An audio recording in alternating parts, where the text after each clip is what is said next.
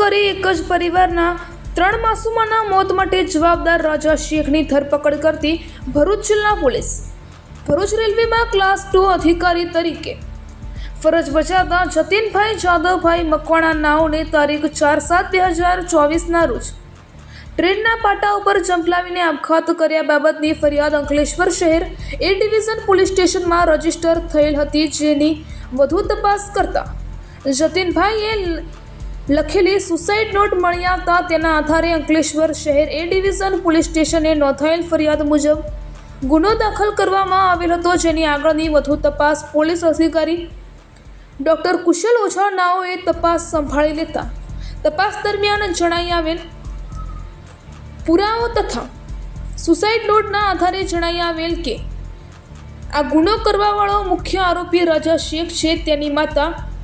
ફખરુનિશા અબ્દુલ જબ્બાર શેખે પૂરેપૂરો સહયોગ કરી મદદ કરેલ છે, જેથી તારીખ 30/7/2024ના રોજ ગુનાના કામે તેમની ધરપકડ કરવામાં આવી હતી તથા તપાસ દરમિયાન મુખ્ય આરોપી રાજા શેખના ભાણેજ મોહમ્મદ ઝૈદ મોહમ્મદ ઇમરાન શેખની પણ સંડોવણી જણાઈ આવતા તેણે તારીખ 2/8/2024ના રોજ અટક કરવામાં આવ્યો હતો, જ્યારે મુખ્ય આરોપી ખલીકુમા ઉર્ફ રાજા શેખ અબ્દુલ જબ્બાર શેખને તારીખ 27/8/2024ના રોજ ધરપકડ કરી તારીખ 28/8/2024ના રોજ નામદાર કોર્ટમાંથી 3 દિવસના રિમાન્ડ મેળવવામાં આવેલ છે અને હાલ પોલીસ કસ્ટડીમાં છે. પકડાયેલ આરોપી રાજા શેખ અલગ અલગ બોડી ફિટનેસ જીમમાં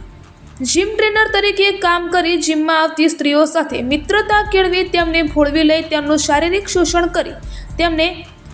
માનસિક ટોર્ચર કરવાની એમો ધરાવે છે. સદર બનાવમાં પણ રાજા શેખ મરણ જનાર જતીનભાઈની પત્નીનું શોષણ કરી માનસિક ત્રાસ આપતા જે ત્રાસ સહન ન થતાં તેણીને આપઘાત કરી લીધેલ અને જતીનભાઈએ પણ તેમના પુત્રનું મોત નિપજાવી પોતે પણ આપઘાત કરી લીધો હતો. આમ રાજા શેખના શોષણ અને ત્રાસના લીધે એક જ પરિવારના 3 માસૂમોએ પોતાનો જીવ ગુમાવેલ છે અને હસતા રમતા પરિવારનો માળો વિખરાઈ ગયો છે. રિપોર્ટર કેતન મહેતા, ભરૂચ. 9/7/2024ના રોજ અંકલેશ્વર એ ડિવિઝન પોલીસ સ્ટેશન વિસ્તારમાં BNS 108, 238, 54 તથા એટ્રોસિટી એક્ટની કલમ મુજબ એક ગુનો દાખલ કરવામાં આવે. આ ગુનાની હકીકત એવી છે કે એક પરિવાર કે જે ભરૂચમાં રેલવેમાં ક્લાસ 2 તરીકે અધિકારી તરીકે ફરજ બજાવતા હતા, જતીનભાઈ જાદવભાઈ મકવાણાનાઓ, તેઓ દ્વારા 4/7/2024ના રોજ ટ્રેનના પાટા ઉપર જઈ અને સુસાઇડ કરવાની ઘટના બનેલ. આ પહેલાં એમના પત્ની દ્વારા પણ સુસાઇડ કરવામાં આવેલ તથા અને એમના બાળકનો પણ આ જ ગુનાના કામે જીવ ગયેલ. જેમાં હકીકત એવી છે કે અમદાવાદના જુહાપુરા વિસ્તારમાં અને દુધેશ્વર વિસ્તારમાં રહેતા આરોપી રાજા શેખ, કે જેનું સાચું નામ જે છે ખલીકુજમા ઉર્ફે રાજા શેખ અબ્દુલ જબ્બાર શેખ, તેના દ્વારા એક પ્રકારની મોડસ ઓપરન્ડી કરી અને જીમમાં ટ્રેનર તરીકે કામગીરી કરી ત્યાં આવતા મહિલા જે હોય છે તેને ફિટનેસ ટ્રેનિંગ તરીકે આપી અને તેનું શોષણ કરવાનું, ત્યારબાદ તેને પોતાની રીતે માયાજાળમાં ફસાવી તેનું શારીરિક શોષણ કરવાનું તથા એ પ્રકારની એમો કરીને તે પરિવારમાં વિખવાદ ઊભો કરેલ. ત્યારબાદ એ ઘટનાને અંતર્ગત આ શોષણ ચાલુ રહેતા પરિવારના 3 જણાનું જાન ગુમાવવાની પરિસ્થિતિ ઉત્પન્ન કરેલ અને એમાં એક દુષ્પ્રેરણ તરીકે આ રાજા શેખ છે એને ખૂબ જ સક્રિય ભૂમિકા ભજવેલ. આ ઉપરાંત એના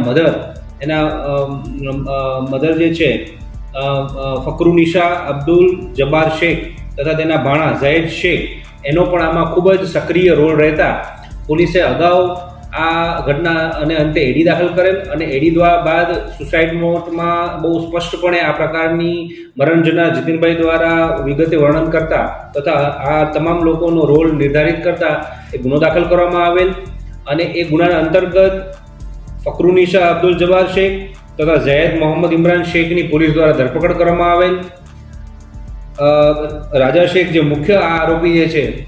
તે ભાગતો ફરતો હતો, તેનો પણ પોલીસે 27/8/2024ના રોજ ધરપકડ કરેલ છે અને એની વિરુદ્ધ સખતમાં સખત કાયદેસરની કાર્યવાહી કરવાની પોલીસ દ્વારા તૈયારી કરવામાં આવી છે. અને આ પ્રકારની ગુનામાં અન્ય જે પણ વ્યક્તિ અન્ય કોઈ આરોપી કે જેની એમાં મદદગારી કે ગુનામાં સંડોવણી ખબર પડશે તો એ બાબતે પોલીસ છે કાયદેસરની કાર્યવાહી કરશે. પોલીસ દ્વારા તમામ લોકોને અપીલ કરવામાં આવે છે કે આ પ્રકારે રાજા શેખની આ પ્રકારની એમો અને આ પ્રકારની ગુનાહિત પ્રવૃત્તિ અન્ય કોઈ પણ વ્યક્તિ કે કોઈ મહિલા એના ભોગ બનેલો હોય તો ભરૂચ પોલીસનો સંપર્ક કરશે.